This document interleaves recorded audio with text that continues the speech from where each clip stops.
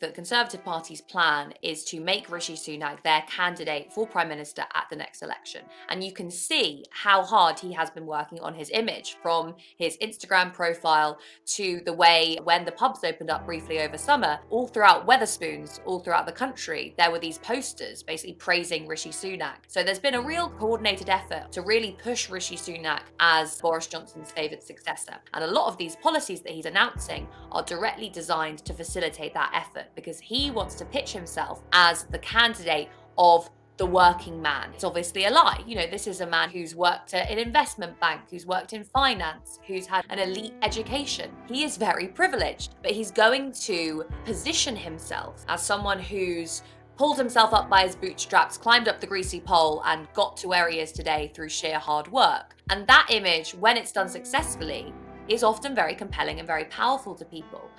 So Labour really needs to be thinking at this point about how they're going to oppose Rishi Sunak.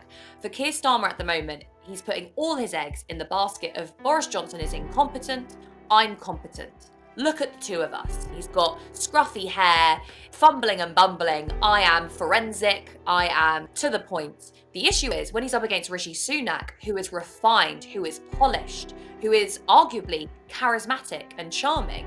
Keir Starmer is there with actually not really able to say very much, not only about who he is and his identity, but his values. Rishi Sunak is here saying, I am making a break with austerity. I am a new kind of conservative. Keir Starmer isn't going to be able to have anything to say in response to that. On corporation tax, I think Keir Starmer and his team have been trying to be too clever by half. This is no time for tax rises on businesses. They've thought that this line, you don't raise taxes during a pandemic, is going to be popular with the public and allow them to outflank the Tories to the right and almost say, look, we're so far away from Jeremy Corbyn, we're even further right than the Conservative Party. The trouble is that they don't realise that the average member of the British public is relatively left-wing when it comes to economic issues. Most people favour increasing corporation tax. A lot of people were very much in favour of a lot of policies in Labour's manifesto.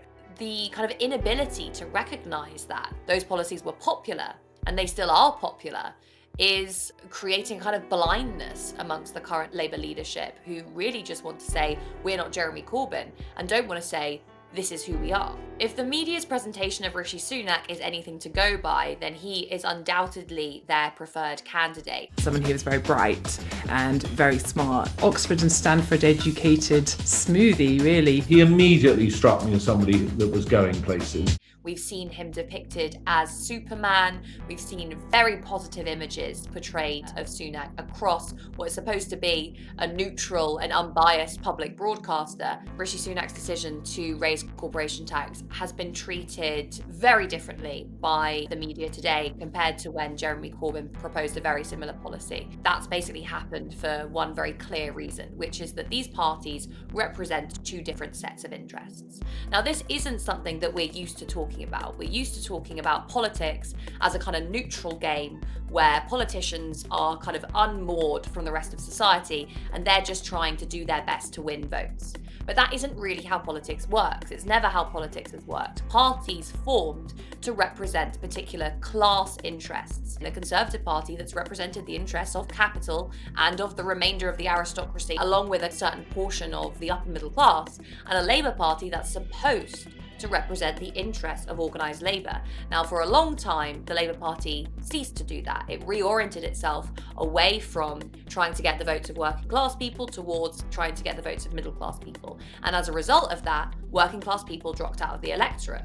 What Corbynism did was start to reverse that trend. It made the Labour Party, again, the party of working people. And that is very dangerous in a capitalist system, because if you have a party that is genuinely able to act as the representative of the interests of the majority, then suddenly you're going to get a lot of changes implemented to the way that society works that aren't going to be in the interests of the wealthy few at the very top of society. That was the reason why everything Corbyn did had to be attacked so vociferously. Ultimately, the best strategy that the right, that the establishment came up with to prevent that from happening was Brexit. That is what led to the collapse of that vision. of the Labour Party as a unifying force, uniting various different sections of the working class. Because the media knows, because the establishment knows that the status quo isn't going to be threatened by a party that's representing the interests of capital.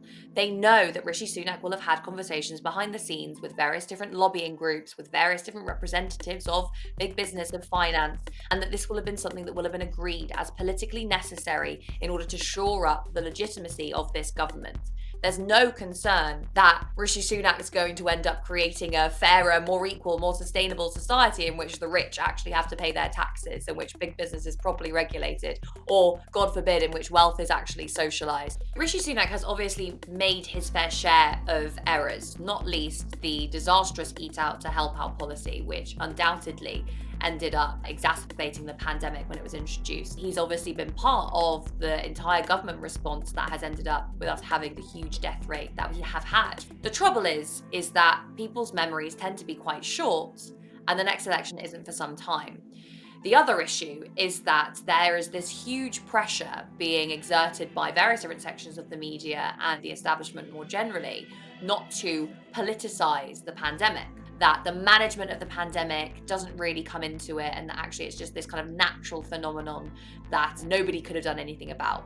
Now, of course, this is ridiculous because we've seen countries like Vietnam and New Zealand perform much, much better, but it's a powerful narrative. It's also a powerful narrative because people tend to equate the actions of their government with their nation as a whole. Nobody wants to think Britain is one of the worst countries in the world when it's come to deaths from coronavirus, because they attach their identity to this idea of the British nation. They want to think that we've had the best vaccine rollout in the world. And so that's undoubtedly what people are going to end up focusing on. It's very important to retain a sense of hope and perspective about where we are right now, because it would be very easy to just give in to despair and say there's no point struggling for a better world or a better society, because it feels like everything's stacked against those who try.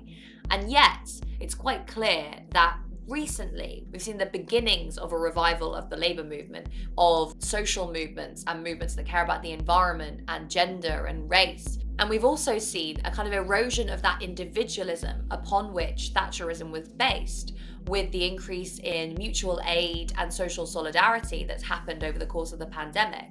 So for all these reasons, there is hope. And that hope comes from the solidarity that exists throughout our society, that exists within our communities, that exists within our workplaces. The average person, I think, has much more of an intuitive grasp as to how we need to get out of this crisis than many of the most senior politicians. So my faith is in everybody. It's in us, it's in our movement, it's in working people all over the world. And I believe that that's really the only force that's powerful enough to transform our world and our societies. In a society dominated by an establishment media that has a vested interest in the maintenance of the status quo, it is so important to support alternative media. That's why I'm asking you to support Double Down News on Patreon today. And if you want to, you can also support my own podcast, A World to Win, on Patreon as well.